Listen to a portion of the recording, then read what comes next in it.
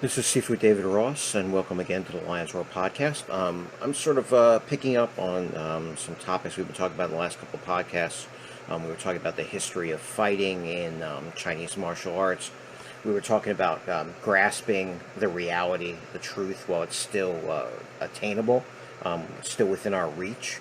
And talking about sort of an ongoing discussion about what went wrong in Chinese martial arts, in the sense that we're so surrounded by contradictory stuff that's not based upon the facts, and we've seen a change in the focus of Chinese martial arts. I think partly the first thing I would say about that is these are trends, and again, there was this thing in the Chinese Wushu Association said, no more self-promoted masters and no more, challenge matches. This is, Xu Xiaodong, the response to the Xu Xiaodong thing. But I kind of would say that it may be a sort of a low point, but we've had these issues for a long time, and I've written blogs and in my books I've discussed about this, about periods of time when people that were very knowledgeable, active, and involved in Chinese martial arts criticized things that were going on around them. So it's not new. It really isn't. I've mentioned before, a large part of the people that were doing Chinese martial arts were spending time in the Jianghu, in the subculture, which means that they were associating with sort of like, disreputable people, and in some cases, like outright criminals. There was always people doing street performances to sell medicine real or snake oil, They were, not above doing demonstrations that didn't have, real martial application in order to get people to come and, give them money. And we talked about even, as the elite wrestling group, disbanded with the fall of the Qing dynasty. Those guys went out in the street in Beijing and did public performances also. So there's a long history of this. There's also a history of, if you look at my book and you read about the Boxer uprising, those guys weren't really martial artists. They were ignorant peasants who had been duped by basically con men into thinking that they could get possessed by spirits and that would teach them martial arts. And one of the things I pointed out in my book is that, if there's an argument about whether the Golden Bell cover, the quote-unquote iron body, is an orthodox teaching, meaning that all Chinese martial artists sort of did something like that, or whether it's, more like fringe. Different people have different opinions of it. Eshrick kind of thinks that it's fringe. Shahar kind of thinks that Eshrick thinks it's mainstream, and Shahar thinks it's fringe. But what I pointed out from some of the interviews, and the interviews actually were like kind of interrogations after the fact that they captured people, that during the Boxer period, there were people going like, well, if the real Golden Bell takes you like 9 weeks to get, by, taking my magic spell, you can get it in 2 days. So we've always sort of had this. I think the difference was that in the past, there was a lot more real teachers still out there, still teaching stuff. So there was like a comparison kind of thing. It's been observed, and Byron Jacobs, just in his recent podcast, which I recommended, the Drunken Boxing podcast, I recommended, was talking about that even in Asia now. People think that fighting is not traditional martial arts. They go to like a Muay Thai school or an MMA school where they do Brazilian Jiu-Jitsu. I think it's unfortunate, but it's a trend. In other words, it's not, well, there's one school over here doing Kung Fu and another school over here doing Kung Fu, and I'm choosing between them. There's Kung Fu over here, and then there's, like the modern combat sport kind of stuff. And so, I think that's part of it. Part of it is the fact that Chinese martial arts fought off having organized, regulated competition methods, whether you want to call it Lei Tai fighting or Sanshou or Sanda, or even stuff like Shui Jiao competitions or push hands competitions or sticking hand competitions, Chisao competitions. There was a period of time when that was gaining some momentum in the U.S., and it got really like crushed. And I suggested, not so subtly, I think, that people that weren't prepared to produce students that could do this happened to be in charge of the organizations, and so they kind of pushed it down. And then there was a problem in like my state and in California, for example, that as MMA came up and that was unregulated and it was kind of harsh and it was promoted badly, governments went to try to stop MMA events, and it ended up creating legislation that created problems for people like us that were doing, sanda competitions or martial arts competitions. So we've gotten to kind of this low point. But I think there have been low points before. I mean, remember that in 1906, 1907, most people thought Chinese martial arts was probably going to just die. The Boxer uprising was associated with Chinese martial arts. Chinese martial arts had real negative connotations. The schools were closed by the government. The New Culture movement said it's a part of the feudal past that we have no need for anymore. And it came back, and then there was good periods too. Again, there was some embarrassments like the Macau thing in 1990 and 1954. But then there was and there was the Thai boxing matches where the Chinese went to Thailand and didn't do well. Then there's high moments, and then for example, one of the biggest Sanda champions, world Sanda champions, just fought in the UFC. So, and the female Sanda fighter, among other things. I mean, she does Brazilian Jiu-Jitsu and modern training. But the Chinese are interested. And she talks in interviews about how she has a background and how she mixes traditional, and that's really what it's all about too. I mean, I was listening to the podcast. I'm one of those people that always is referencing what other people is doing, but I think it's important to realize that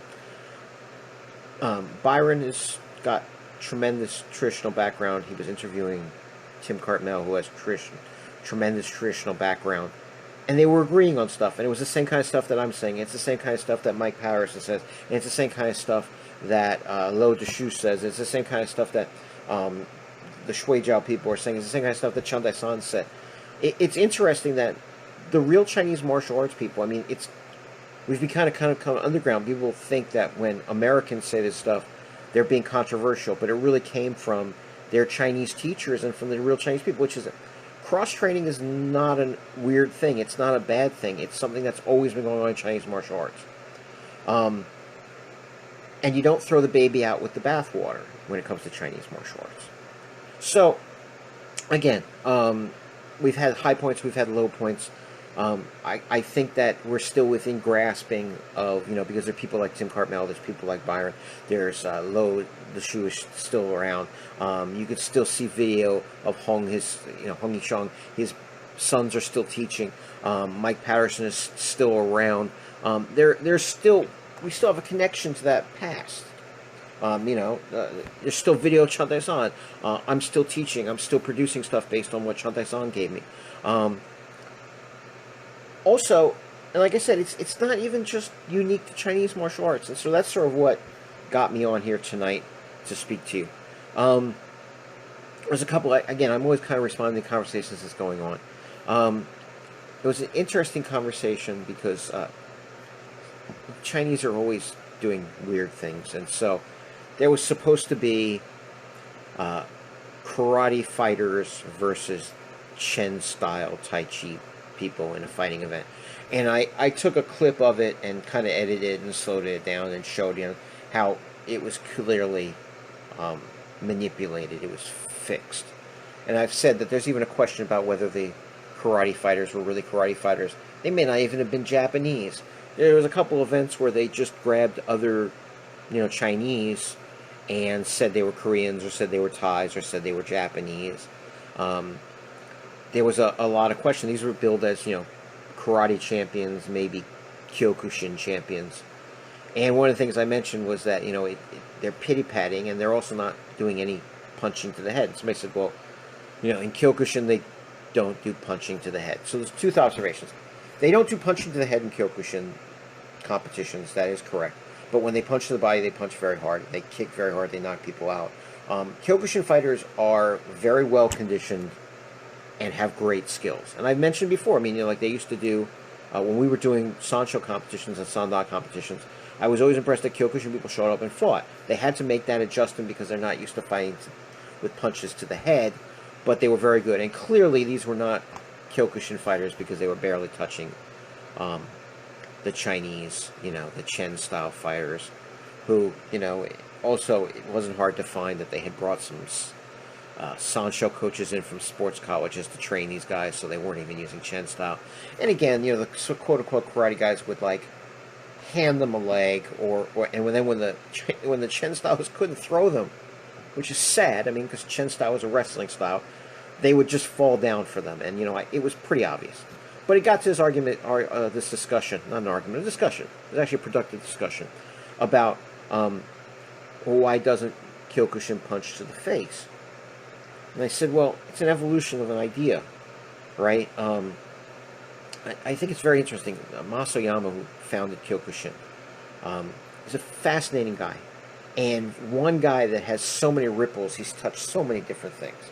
I find it particularly ironic knowing the culture of Asia and having a Korean wife. Mas Oyama is ethnically Korean. And he was in Japan at a time when, even now, Japan has like a lot of issues with ethnic Koreans, even if they were born in Japan. But certainly, I mean, at the time that he was going to Japan, this was during the World War II. I mean, it was the height of their nationalist period. An ethnic Korean made such an impact upon Japanese martial arts that it's incredible. And to some argument, he brought the idea of sparring, because remember, I did they call the Taekwondo, it was Muda-kwan, it was like Tang Sudo. I mean, it's my Taekwondo teacher, or my Korean teacher, to make it simple, because what I'm saying is that it's, back when I was studying it, the idea of Taekwondo, it's a much more complicated history. Hwang Ki had this school called the Muda-kwan, which was a combination of Japanese martial arts, Korean martial arts, and Chinese martial arts, like most Korean schools are. And I can tell you that the Koreans always spar. I don't know why that is, but they were, because they have their traditional sport, Taekwon, and it's a fighting sport. It's not just, it's wrestling with kicking, which is kind of a really interesting thing to ponder. And we know that wrestling styles have always been better than striking styles in practicality, because you're more able to practice it. But the Koreans spar, and so Mas Oyama, probably based upon his Koreanness and being raised originally in Korea, where he said his first martial art was not karate. Actually, it was a Korean martial art called Sipalki, which is translated means 18 weapons, which means that it is a transplanted Chinese martial art that was brought into Korea. And there's a tremendous Chinese influence. My wife will come up now and punch me in the head. But, Korean society is very much influenced, especially, up to the early 20th century, by Chinese. So he had a Korean background. Probably introduced sparring, because we know that at the time that Mas Oyama was doing Goju and Shotokan, which is the two arts that he formed, Kyokushin from, they didn't do sparring. We can read a lot of accounts that sparring was not done actively in Japanese martial arts. He introduced the concept of sparring. Now, of course, sparring without equipment is hard.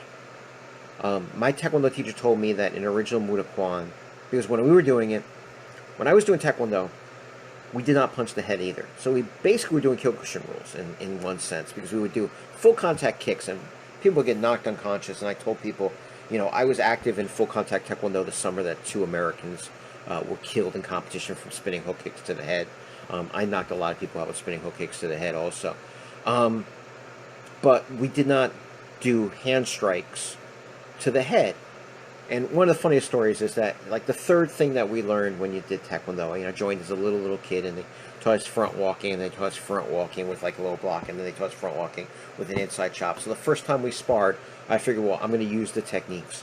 So I took my hand and I chopped the other guy in the neck.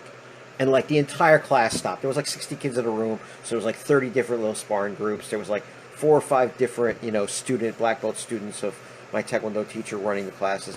Boom, stopped. And at some point, much later, I was always the pain in the ass with my Taekwondo teacher. I went out to Koreatown and I found the original Korean copy of the Muda-kwan book and came in and said, what is this? What is this? And he was like, who are you and why are you asking all these questions? So I've been this annoying for a very long time. But I asked him at one point, I said, well, we have all these hand techniques, why don't we do them? And he said, well, we used to do them in Korea until, maybe the mid-70s. But, obviously when you can hit somebody in the head and you're not wearing headgear and you're not wearing gloves, a lot of injuries. And I think it's sort of similar with Kyokushin. Also, Jon Bluming, who, if you don't know who he is, go look him up. But Jon Bluming said in an interview that, of course, after Japan lost World War II and they were occupied by the Americans did not want to reopen the martial arts schools because they thought they were part of Japanese militarism, the far-right imperialist Japan. And I mentioned how that's impacted the Kodokan, judo, is that they had to sort of reform as a sport, physical education, downplay all the fighting aspects, not talk about that, infamous match with the jiu-jitsu people where they killed people. The karate people also, had to come back. And so when Mas Oyama wanted to organize tournaments and sparring competitions, very Korean. If you've known Korean martial arts people, and then you read stories about Mas Oyama, you understand just how he's influenced by his cultural background. And I mean that in a positive way. They certainly weren't going to let anything with punching to the face.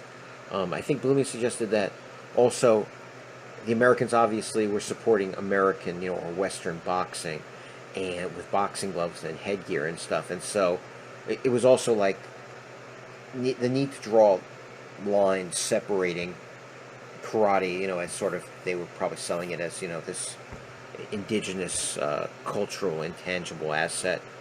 So they had to sort of do it. But where this discussion led to was another thing that I said that over time, and particularly because Bluming wanted to make it more realistic. Bluming was also, I think he's a 9th degree black belt in the Kodokan in judo also, and he coached some of the best judo players also.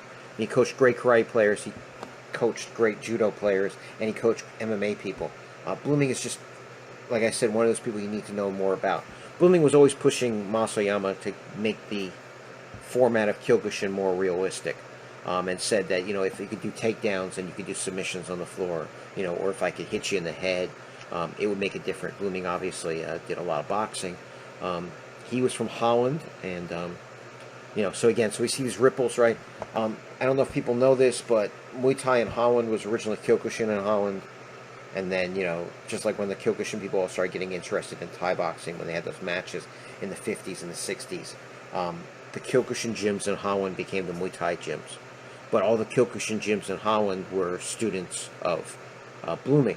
So, all these big gyms that we now associate with Holland Muay Thai were originally Kyokushin, which were originally Bluming students. And Bluming's system, which combined judo and Kyokushin and Western boxing, was an MMA system. So, there's a thing called Daido Juku, or Kudo fighting. You can Google Kudo fighting or Daido, D-A-I-D-O, Juku, J-U-K-U, karate, and you will see what looks like Kyokushin, except they're wearing these helmets with like plastic face shields, and they do like headbutts and elbows and throws and submissions on the ground and striking. It's MMA.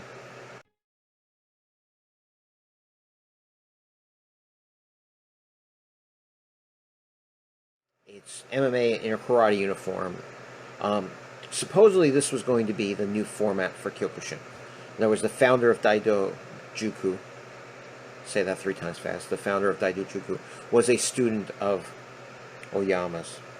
And the story goes that at the he formulated these rules after doing a lot of cross-training, probably some Bluming influence, and Bluming's input, no doubt, because Bluming was never quiet.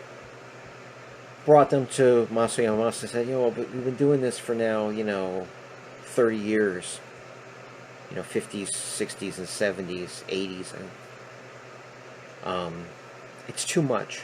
So what I'll let you do is take your rules and form your own organization. And he went and found Daido Juku. And there's a lot of other hard-style karate organizations which either had a amicable split from Mas Oyama like this one did, or a not so amicable one, and you can look up some of those stories if you want. There's also, again, no Oyama, no sparring. No Oyama, no Daido Juku. No Oyama, no Holland Thai boxing. No Oyama, no Japanese kickboxing, because one of his senior students was one of the people that went and fought the Thais, and after losing to the Thais, totally wanted to change the way they were training, started an organization that called Shinkakutuge, which means the new fighting sport. And his primary student was Toshio Fujiwara, who was the first Japanese to win a Muay Thai title in a Muay Thai stadium title. So all Japanese kickboxing comes from Kyokushin. But again, they didn't stay in Kyokushin; they broke off. So there's always opportunities to progress, and the question is, how do we do it? And then of course, what's interesting is, if you talk about MMA in Japan, well, MMA in Japan comes mostly through the pro wrestling. So, two figures that were really important in making pro wrestling stiff, and I don't mean Karl Gotch, because he came in and did the catch wrestling part, but MMA, of course, has striking also. Akira Maeda, who was notorious for having his bad relationship with Satoru Sayama, who's the founder of Shudo. These are the two guys we're talking about. Maeda is a black belt also in Kyokushin, which is why he has really good kicks and knees. So, we have him. That's a direct relationship to Kyokushin. Then you have Satoru Sayama, the Tiger Mask, who is a student of Toshio Fujiwara in Muay Thai, or Japanese-style kickboxing. A real Muay Thai person would tell you that what the Japanese do is sort of its own thing.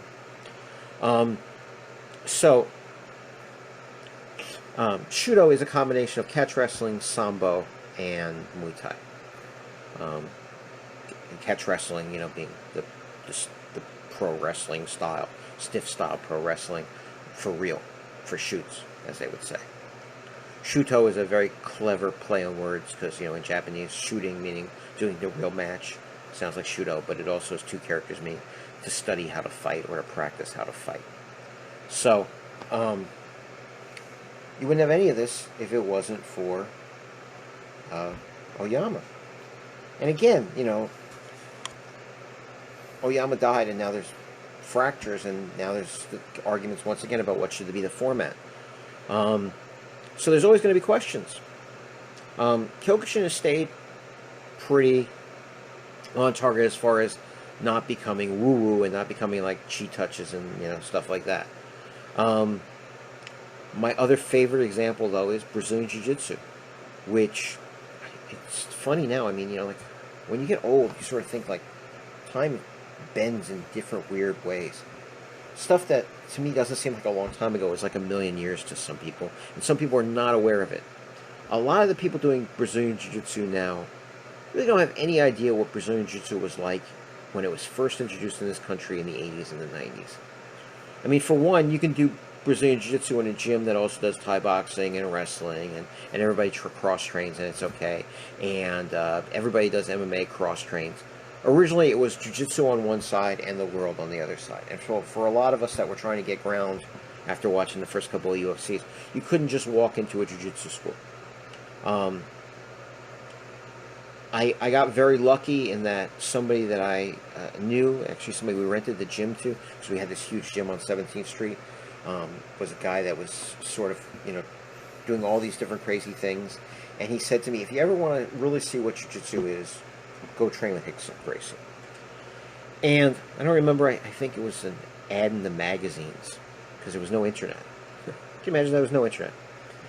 I don't remember exactly how I found out, but Rickson Gracie was going to do a 1 week long seminar. And I signed up for that and went, with no Jiu-Jitsu background whatsoever. And I got there, and he had actually just come back from Japan, from one of the Japan Vale Tudo events, which Sayama had organized. And his brother Hoyler, his younger brother Hoyler, was there, and a bunch of his brown belts. And it was a great experience because you got to see the top people who had just come out of a fight camp and had just fought, so they were at their peak. And spending a week with him, and the way Rickson teaches jiu-jitsu, It's really, really unique. You have to see it. Um, I honestly thought about packing up my entire life and going out to California and training with him. And to this day, I still kind of regret not sort of just dropping everything and doing it. Which is ironic too. I mean, but what happened afterwards? I walked up to him and I said, I can't train with you because I'm in New York. What should I do? And he recommended Renzo. But again, with the politics there, I trained with Renzo. I know, like, people either love Renzo or hate Renzo. I have nothing negative to say about Renzo because he was always extremely nice to me and always very professional. And his senior guys were that way also. But he had a lot of people at the lower levels that really bought the Gracie Challenge kind of thing. And I wasn't taking jiu-jitsu classes. I was having, like, vale tudo fights every night because people were just trying to, like, headbutt me and elbow me and, like, gouge my eyes out and stuff. And it just became a disaster. Fortunately, then they opened a Machado affiliate. The Machados were the first ones in Brazilian Jiu-Jitsu to say, hey, everybody can come and train and cross-train, and they sort of started this friendliness. It's not about fighting. That's how Chuck Norris first got involved in Brazilian Jiu-Jitsu, through the Machado brothers, with this open policy. Trained with them for a while. For a while, we were affiliated with De La Riva. De La Riva, some people say, but in Brazilian, it's Brazilian Portuguese, it's De La Riva. And now, if you've been training with me or you've been listening to me, I'm not really happy with the way Jiu-Jitsu is done now. Not that it's my business, but if you ask, I don't have an interest in it. Because what is being done now is being done for Brazilian Jiu-Jitsu tournaments. So, it's very specific and it's very different. And I kind of felt bad about being critical of it until I started noticing how many people back to the source, and by that I mean Rickson himself and Horian's sons that run the Gracie University, talking about, again, it's lost that original flavor. So Rickson started something called Hidden Jiu-Jitsu, or his student has, or I'm not 100% up on the politics of what's going on right now, but I know that there is a movement to preserve Jiu-Jitsu as it was originally intended, which is not sport. I mean, the sport was sort of good for, like I said, anytime you wrestle, developing basic skills, but for example, there's a great clip, and I don't know if I'll maybe re-edit it into like the video version of this. Rickson went to Japan with a bunch of people that have been doing judo and jiu-jitsu, Brazilian jiu-jitsu. Brazilian jiu-jitsu is huge in Japan. Again, showing that people are gravitating towards stuff that's demonstrably practical as opposed to traditional. People don't care that, it came from my country, so I have to, be loyal to it. People care about, everybody's favorite radio station, what's in it for me. Pardon me, I just got a dry mouth, really super seriously dry mouth. And he says, so I'm in your guard. And he sits in his full guard and he goes, do whatever you want. So the guy starts, reaching up to do all the sweeps and stuff. And Rickson starts just like tapping. He doesn't hit him like, he's not being a jerk about it at all. In fact, he's very nice to the guy. And he goes to him at the end, are you happy? And the guy goes, no. He goes, I'm very happy. You do whatever you want. I do whatever I want. Go.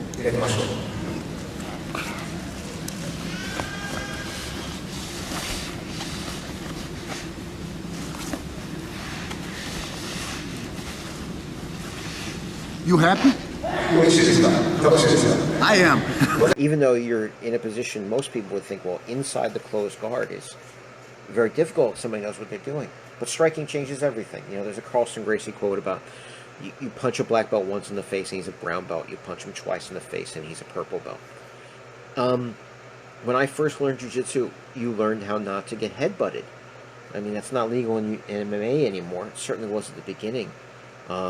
You learn how not to get eye gouged, and Renzo had his original series, which I think they've removed, I can't find it anymore, but it used to be the original fights that he showed. He had these, home movies showing them, using jiu-jitsu in real fights, and his brother, guy tried to eye gouge him, and he bit the guy's ear off.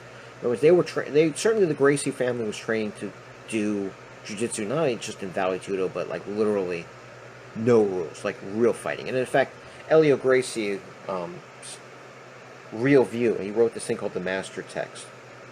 And everybody thought, he's going to show all these cool sweeps and stuff. It was all stand-up. It was all self-defense. Elio Gracie really thought the real most important value of jiu-jitsu was kind of sort of related was like personal development and self-defense. He notoriously stormed out of a meeting about the sport. He certainly believed in rolling and stuff, but he thought the sport was going in the wrong direction. And I guess he was right. Surprise, surprise, the guy that was one of the experts in this saw the bigger picture of it. So, and what Gracie Jiu-Jitsu, the Gracie University is doing, and the Gracie combatives and Hickson's, hidden Jiu-Jitsu and stuff, is talking about Jiu-Jitsu, one that isn't like obsessed with like all these like, technique of the moment, fad kind of things, but, and I remember this even from training in, but it was 1994 when I trained with Hickson, it was all the basics, it was all principles, it was all what we call, sunfa or shenfa, which is, body movement, body awareness, which is the most important thing. And his jiu-jitsu was all that, this is why your shoulders are here, why your head is here, why your hips are here. He talked about the geometry of fighting, like when you have somebody down on the ground, like knee on belly, which is now controversial because of the New York City law. You put your knee here, their head is here, your head is there. That keeps the balance. The original Gracie thing was a triangle made into a G for the Gracie, but it was a triangle because they were talking about the triangle and the principles of maintaining your balance, with a triangle, with a tripod kind of thing. I don't see that in a lot of this stuff. I see a lot of like, this will look cool on YouTube. And certainly I don't see them, like the first Gracie Jiu-Jitsu tapes, which, Horian produced.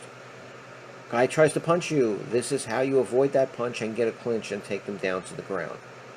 This is how you get a position on the ground and then punch them. This is how you don't get punched when you're on the bottom. I don't see that being done anymore.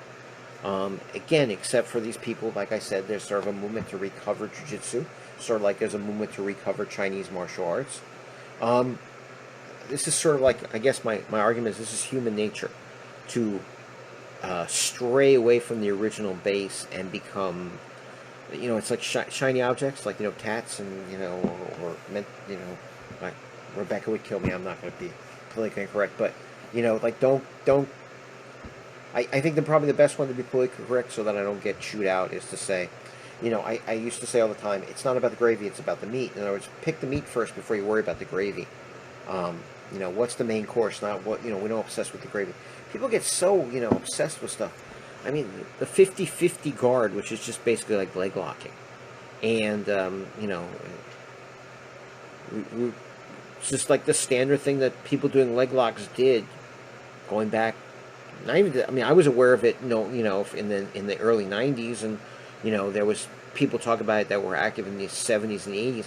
But then you can go back and look at the old judo, which were called jiu-jitsu books, but I told you about that, right? When you wanted to avoid the politics of Kano and his very single vision, and you wanted to do your own stuff, you called it jiu-jitsu, but a lot of these were judo people. But you can look at books from like 1919, 1915, 1920, of leg locks, and neck cranks and stuff on the ground. There's nothing new here. But people get fixated with this stuff. And, the International Brazilian Jiu-Jitsu Federation rules have become so ludicrous that, if your toe is pointed in the wrong direction, you get disqualified. It's not what Brazilian Jiu-Jitsu originally was, which was for fighting, no holds barred. I mean, the reason they put hoists in there was to prove that any guy, I mean, Hickson was probably the best fighter in the family at that point. But they didn't want to put him in there because he was all muscled and strong and he looked like a fighter. They wanted to put some guy that looked like, he just walked off the street to prove that a guy who wasn't like, really, really amazingly conditioned looking could use technique and, leverage, they would say, to beat people that were really, dangerous. And the people in the really early OCs were dangerous. They just weren't trained for the right environment. And it's interesting, too, because I was training with Hickson and Hoyler, like I said, at this 1-week seminar. And one of the things that impressed me the most was his worldview, which, at a time when the Gracie family was, I'm almost tempted to say obnoxious, especially Horian, and we're alienating people as opposed to, like I said, the Machados that were very open and willing to, like, talk to people.